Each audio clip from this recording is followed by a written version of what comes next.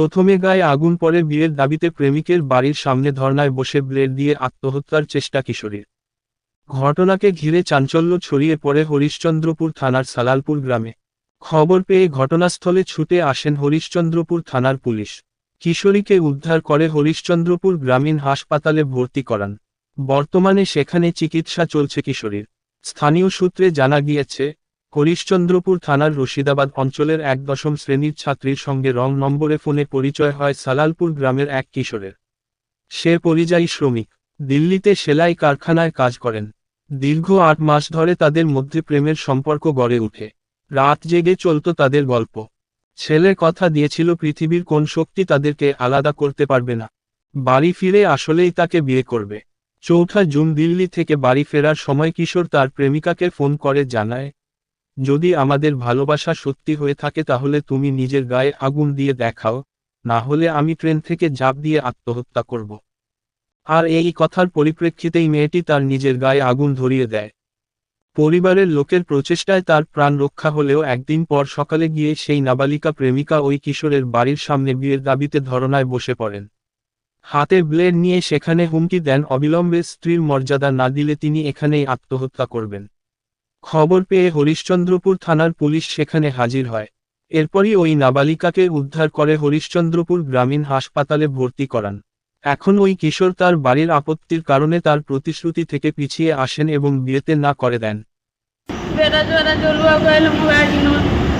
মানে কেন তোমাকে জ্বলতে বললো? মানে ছেলে ট্রেন থেকে বাড়ি ফিরছিল আর তোমাকে ফোন করে কি বললো? তাহলে তুমি কি নিজের শরীরে কি কেরোসিন ঢেলে আগুন লাগিয়েছ?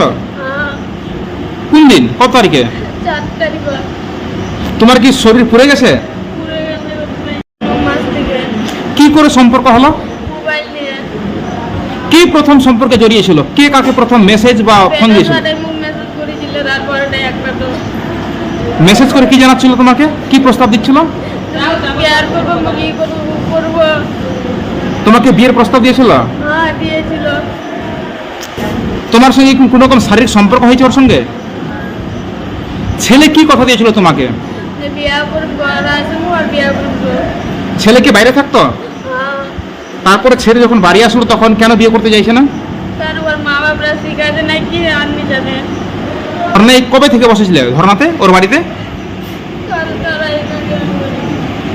তুমি কি চেষ্টা চালাচ্ছিলে নিজেকে আত্মহত্যা করার জন্য? কোনো দোকান থেকে ব্লেড কিনেছিল তুমি? তোমার ব্লেডটা কে কেড়ে নিল? এখানে কে নিয়ে এসছে হাসপাতালে? এখন তো ছেলে বলছে যে তোমাকে বিয়ে করবে না, তাহলে তুমি কি ব্যবস্থা নিবে এখন?